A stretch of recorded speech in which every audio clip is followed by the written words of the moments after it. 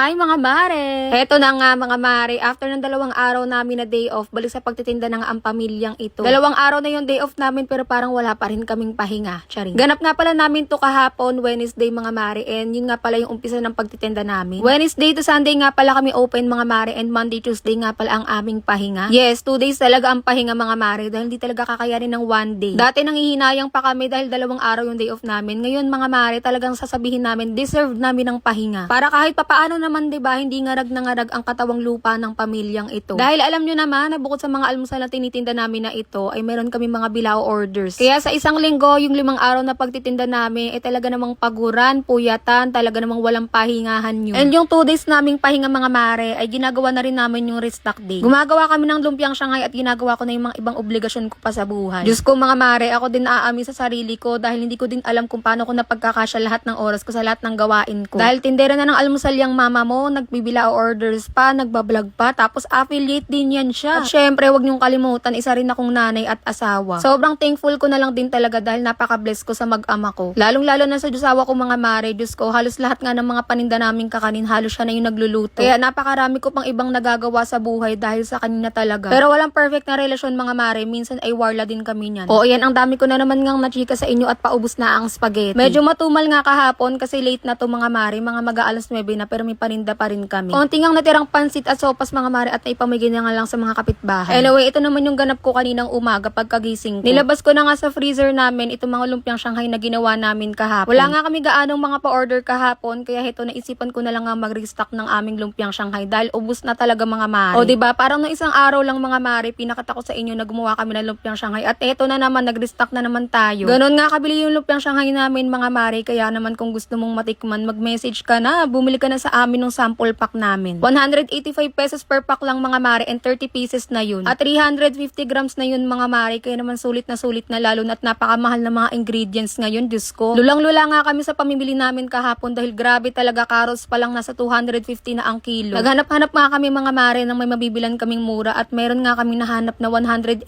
per kilo kaya bumili na talaga ako agad. Good luck na lang talaga sa susunod na restock namin mga mare, ewan ko na lang kung mabibili pa akong ganun kamura. Dahil halos lahat talaga ng pinagtanungan namin nasa 240 to 250 na talaga ang kilo. Sabi ko nga kay Diyosawa, sa susunod na restock namin, dayuhin namin yung Kadiwa Market. Dahil dun yung bagsakan mga mare, baka dun kami makabili ng mura. O baka mapamura na lang talaga kami sa mahal ng bilihin. Charing. Pero kahit na mahal yung bilihin mga mare at medyo nadagdagan nga yung puhunan namin sa paggawa ng lumpiang Shanghai, wala kaming binawas dito sa recipe namin mga mare. Talagang kung paano kami gumawa ng lumpiang Shanghai, ganun pa rin talaga. Para naman hindi maiiba ang quality mga mare at syempre babalik pa rin ng ating mga customer. Itong ginawa nga namin, 800 pieces nga pala to. Ang ratio nito mga mare, 4 kilos ng pork giniling tapos 2 kilos naman yung mga gulay. Sama-sama na yun mga mare, carrots, sibuyas, bawang, pati na rin yung beans at kinchay. Ganon nga kada timpla namin mga mare, and 800 pieces talaga yung nagagawa namin. Walang labis, walang kulang, talagang saktong-sakto talaga sa binibili naming lumpia wrapper. Dito nga pala sa batch na to mga mare, para sa mga pa-order lang namin to na nakabilao. Dahil pang weekend order lang talaga namin to mga mare at saktong-sakto na talaga to. Kung meron mang sa sobra isang order or 2 order lang mga mare. Kaya naman sa mga gustong mag-order sa amin ng lumpia sampler namin na 185